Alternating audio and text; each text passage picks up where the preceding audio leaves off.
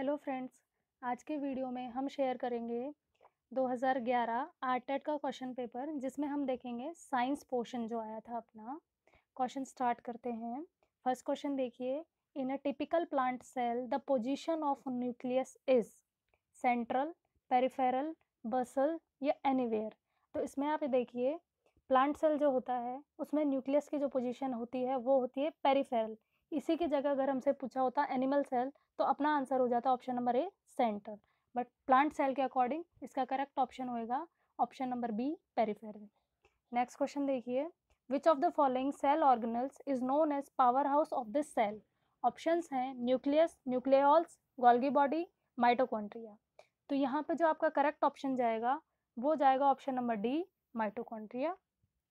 Next question देखिए, the longest stage of mitosis is.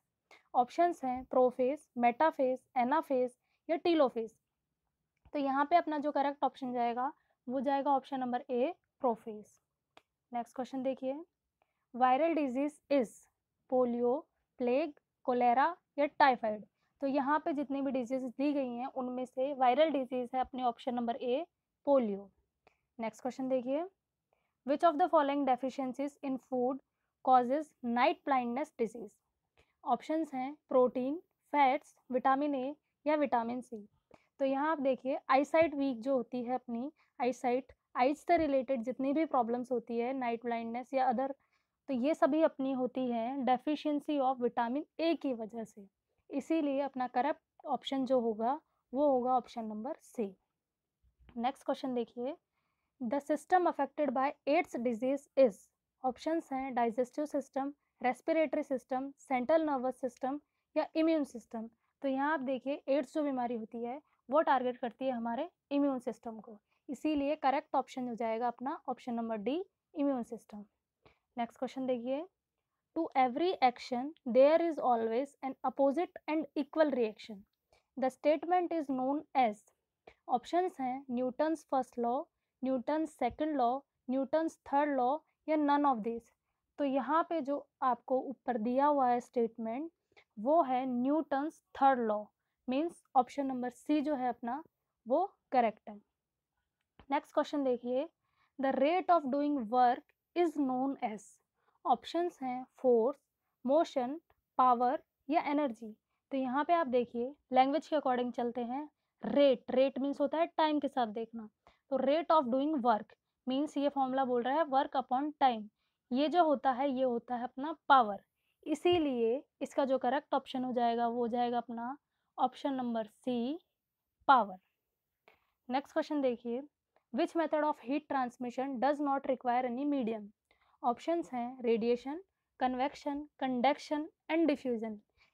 यहाँ पे जितने भी ऑप्शंस अपन को दिए हुए हैं उसमें से सिर्फ और सिर्फ ऑप्शन नंबर ए रेडिएशन ही एक ऐसा मेथड है जिसके अंदर हमें किसी भी मीडियम की रिक्वायरमेंट नहीं है। इसीलिए इसका करेक्ट जो ऑप्शन है वो है अपना option number A. Next question देखिए, with the increase of pressure the boiling point of water. Options हैं इंक्रीजेस, डिक्रीजेस, रिमेन्स अनचेंज या नन ऑफ दिस। तो यहाँ पे आप एक बात ध्यान रखिए, जब कभी भी प्रेशर इंक्रीज किया जाएगा तो बॉइलिंग पॉइंट उसके साथ इंक्रीज होगा। इसीलिए correct option option number A. Next question देखते हैं, property of sublimation is found in. Options हैं sodium chloride, calcium chloride, ammonium chloride या मैग्नीशियम क्लोराइड। अब आप यहाँ देखिए, जो टर्म है सब्लिमेशन, सब्लिमेशन का मीन्स होता है change of solid state to gaseous state. तो यहाँ पे जो ऑप्शंस हमें दिए गए हैं उसमें ऑप्शन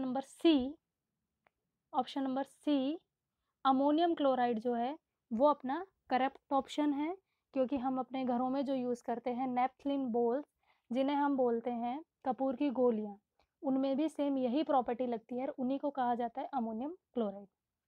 नेक्स्ट क्वेश्चन देखिए, heat required to increase 1 degree Celsius temperature of 1 kilogram water is 1 calorie, 10 calorie, 100 calorie या 1000 कैलोरी। तो यहाँ पे आप देखिए, जब कभी भी 1 डिग्री सेल्सियस टेम्परेचर इंक्रीज करना हो तो हमें रिक्वायरमेंट है 1000 कैलोरीज की। तो करेक्ट ऑप्शन हो गया option number D. Next question देखिए, image formed by a convex spherical lens is, options हैं imaginary and erect, real and erect, imaginary and inverted, या रियल एंड इन्वर्टेड। अब बात करें, हम क्वेश्चन में हमसे पूछा है कॉन्वेक्स स्फेरिकल लेंस, इसके अकॉर्डिंग तो इनमें से जो अपना करेक्ट ऑप्शन जाएगा वो जाएगा ऑप्शन नंबर डी। बट हम देखें हिंदी में जो इसका दिया हुआ है, उत्तल गोलीय दर्पण, दर्पण मीन्स होता है यहाँ पे मिरर। तो अब इस क्वेश्चन में तो वेरिएशन आ गई, ऊपर पूछा हुआ है लेंस, नीचे पूछा हुआ मिरर, तो मिरर के अकॉर्डिंग अगर हम आंसर देंगे तो वो अपना जाएगा आंसर नंबर ए। इसीलिए आरटेट जो अपना आरबीएससी करवाता है, उन्होंने भी इसके दो आंसर दिए गए हैं, क्योंकि क्वेश्चन ही डिफरेंट है, हिंदी एंड इंग्लिश वर्जन में डिफरेंस है, इसीलिए इसके दोनों जो आंसर हैं वो उन्होंने मान्य किए हैं। नेक्स्ट क्वेश्चन देखिए, for an incident ray of light if mirror is rotated by an angle theta then reflected ray will rotate by an angle. तो ऑप्शंस है अपने थीटा, 2 थीटा, 90 या 0 डिग्री। तो यहाँ आप देखिए, जब कभी भी आप मिरर को रोटेट करेंगे तो उसके ट्वाइस में उसका जो रिफ्लेक्टेड एंगल है वो हो जाएगा। तो यहाँ पे आपका करेक्ट ऑप्शन जाएगा option number B, 2 theta. Next question देखिए, a patient of hypermetropia is given spectacles of, options हैं lens of zero capacity, compound lens, convex lens, या कॉनकेव लेंस।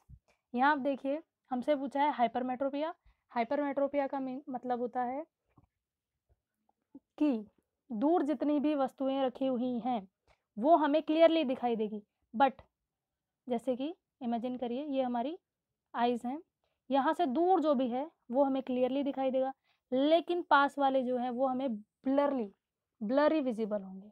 तो ये होता है हाइपरमेट्रोपिया। इसे करेक्ट करने के लिए जो दिया जाता है वो दिया जाता है अपना कॉन्वेक्स लेंस, इसलिए करेक्ट ऑप्शन हो गया convex lens, C option. Next question देखिए, frequency of ultrasound is, options यहाँ दिए गए हैं, इनमें से जो करेक्ट अपना ऑप्शन है वो है option number D, greater than 20,000 hertz. हमें पता है कि जो ह्यूमन ऑडिबल जो साउंड होती है वो अपनी होती है 20 हर्ट्ज से लेकर के 20 किलो हर्ट्ज तक की, और किलो हर्ट्ज मीन्स क्या कह सकते हैं हम इसको, 20,000 हर्ट्ज भी हम इसे कह सकते हैं। अगर इससे नीचे गई तो वो हो जाएगी इंफ्रासाउंड, और अगर इससे ऊपर गई तो वो अपनी हो जाएगी अल्ट्रासाउंड। तो हमसे यही पूछा है कि अल्ट्रासाउंड की रेंज क्या है, यहाँ पे ऑप्शन नंबर डी जो है वो अपना करेक्ट हो जाएगा। नेक्स्ट क्वेश्चन देखिए,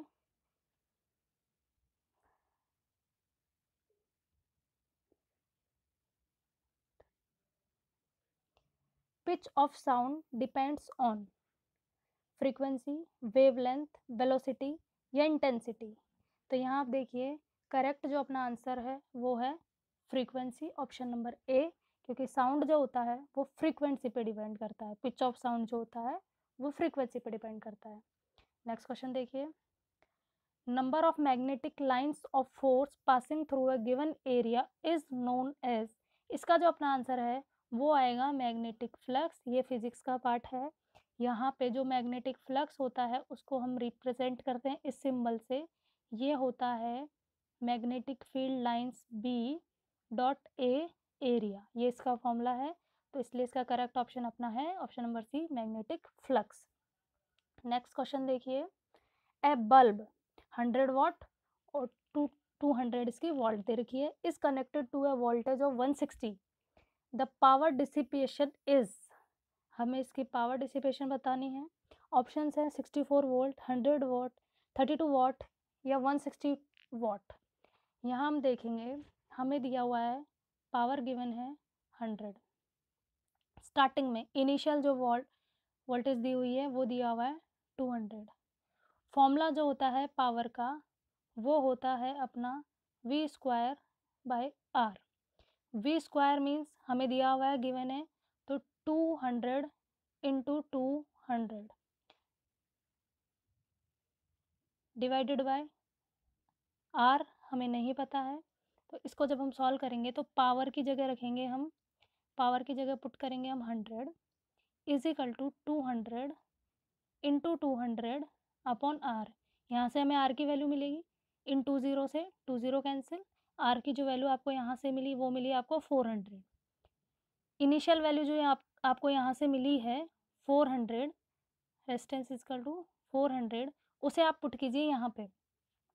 तो पावर इज इक्वल टू, अब नया जो वॉट है वो अपना क्या है 160 गिवन है, तो 160 इंटू 160 डिवाइडेड बाय 400, 20 कैंसिल हुए, 4 4 जा 16, तो पावर अपनी आई 16 4 जा 64, मीन्स ऑप्शन नंबर ए जो अपना ऑप्शन है वो करेक्ट हो जाएगा।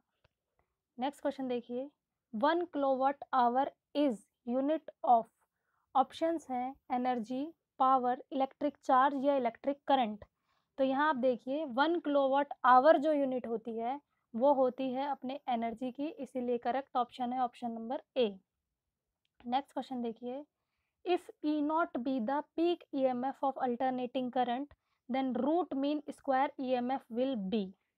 तो यहाँ पे आप देखिए जो फॉर्मूला होता है root mean square means RMS निकालने का, तो वो फॉर्मूला होता है V R M S is equal to, वो होता है अपना वी मैक्सिमम या फिर हम इसको कह सकते हैं peak EMF upon root two. तो यहाँ में क्वेश्चन में बोला है कि पीक ईएमएफ को हमें क्या मानना है ई नोट, तो वी एम की जगह हमने रखा ई नॉट और नीचे क्या आएगा रूट टू। तो इसका जो करेक्ट ऑप्शन हो जाएगा वो हो जाएगा अपना option number D. Next question देखिए, detergent is a complex salt of, option है सोडियम, कैल्शियम, कार्बन या मैग्नीशियम। तो यहाँ आप देखिए जो डिटर्जेंट जो होती है वो होती है complex salt of sodium, option number A correct हो जाएगा। नेक्स्ट क्वेश्चन देखिए, device used to send text and pictures is, options हैं टेलीप्रिंटर, टेलेक्स, फैक्स या नन ऑफ दिस। तो इसका करेक्ट ऑप्शन अपना हो जाएगा फैक्स, इससे आप टेक्स्ट और पिक्चर दोनों सेंड कर सकते हैं। नेक्स्ट क्वेश्चन देखिए, which of the following mixtures of gases are used for welding of metals. Options हैं oxygen plus hydrogen, oxygen plus carbon dioxide, oxygen plus methane, oxygen plus acetylene. तो यहाँ पे जो अपना वेल्डिंग में जो यूज में लिया जाता है वो लिया जाता है अपना option number D oxygen plus acetylene. Next question देखिए, symbol of tungsten element is, options हैं W, T I, T E and T M. यहाँ आप देखिए इसका करेक्ट जो ऑप्शन है वो है ऑप्शन नंबर ए, टंगस्टन को हम डब्ल्यू से रिप्रेजेंट करते हैं, और टंगस्टन वही वायर है जो हमारे इलेक्ट्रिक बल्ब्स के अंदर अंदर इसकी जो पतली सी झिल्ली झिल्ली हम जिसे दिखाई देती है जिसे बोलते हैं हम, वो जो बनी हुई होती है वो टंगस्टन वायर बने होता है। नेक्स्ट क्वेश्चन देखिए, the gas responsible for global warming is H2, CO2, NO2 या SO2। तो ये हम सब जानते हैं कि ग्लोबल वार्मिंग जो इंक्रीज हो रही है वो हो रही है किसकी वजह से, ऑप्शन नंबर बी CO2 की वजह से। नेक्स्ट क्वेश्चन देखिए, the atomic number of a nucleus is equal to, options दिए हुए हैं number of electrons plus number of neutrons, number of neutrons plus number of protons, number of protons या number of neutrons. तो यहाँ आप देखिए जब हमसे बात करेंगे एटॉमिक नंबर के बारे में तो वो इक्वल होगा number of proton, option number C के लिए। लेकिन अगर हमसे वो पूछ लेगा एटॉमिक मास तो वो जो अपना ऑप्शन हो जाएगा वो हो जाएगा option number B number of neutrons plus number of protons. Next question देखिए, if acid burn occurs in the laboratory then wash with plenty of water and before putting Vaseline which of the following first aid should be performed। Options दिए हैं wash with sodium bicarbonate solution and again with water, wash with 1% acetic acid और lemon juice, clean with silver nitrate, put simple salt. तो यहाँ पे जो इसका correct option है वो है ऑप्शन नंबर ए, जब कभी भी लैब में एक्सपेरिमेंट करते हुए एसिड जब हो जाता है, एसिड जब गिर जाता है एसिड बर्न, तो उसके लिए यूज़ क्या करना चाहिए, वॉश करिए आप सोडियम बाइकार्बोनेट सॉल्यूशन से और फिर पानी से। नेक्स्ट क्वेश्चन देखिए, a place where small animals like termites, fly, earthworm etcetera are cultured according to their habits is called. Options हैं एक्वेरियम, म्यूजियम, टेरेरियम और फॉरेस्ट। तो आप देखिए एक्वेरियम जो होता है वो अपना फिशेस के लिए होता है, म्यूजियम में तो इन सब का कोई काम ही नहीं है, फॉरेस्ट देखा जाए तो वो अदर जो एनिमल्स होते हैं बड़े उनके लिए होता है, लेकिन यहाँ पे बात हो रही है छोटे छोटे small animals like termite, earthworms वगैरह, तो इनके लिए करेक्ट ऑप्शन अपना जाएगा option number C, terrarium. Next question देखिए, which of the following statement is not correct. Options दिए हुए हैं, aims are directives in the educational programs, option B है aims could not be achieved only by school programs, C है objectives can achieve by school programs, या D है aims and objectives are same. तो यहाँ पे आप देखिए हमसे पूछा है नॉट करेक्ट स्टेटमेंट कौन सा है जो नॉट करेक्ट है। तो इसका जो अपना आंसर है, आप देखिए फर्स्ट जो ऑप्शन दिया हुआ है कि एम्स डायरेक्टिव होते हैं एजुकेशनल प्रोग्राम्स में, तो ये बिल्कुल सही है। आप हिंदी वर्जन भी देख सकते हैं कि जो उद्देश्य होते हैं वो दिशा निर्देशन का कार्य करते हैं, बिल्कुल सही है। केवल विद्यालयी कार्यक्रम द्वारा उद्देश्य प्राप्त नहीं किए जा सकते, ये भी बिल्कुल सही है। तीसरा दिया हुआ है प्राप्य उद्देश्य विद्यालयी कार्यक्रम द्वारा प्राप्त किए जा सकते हैं, तो ये भी करेक्ट है। बट एक दिया हुआ है कि उद्देश्य एवं प्राप्य उद्देश्य समान है, ऐसा तो नहीं होता है। इसीलिए इसका जो करेक्ट ऑप्शन अपना जाएगा वो जाएगा ऑप्शन नंबर डी, कि इन चारों में से नॉट करेक्ट जो स्टेटमेंट है वो है डी स्टेटमेंट। आज के वीडियो में इतना ही। अगर आपको वीडियो पसंद आया हो तो शेयर एंड सब्सक्राइब ज़रूर करें। धन्यवाद।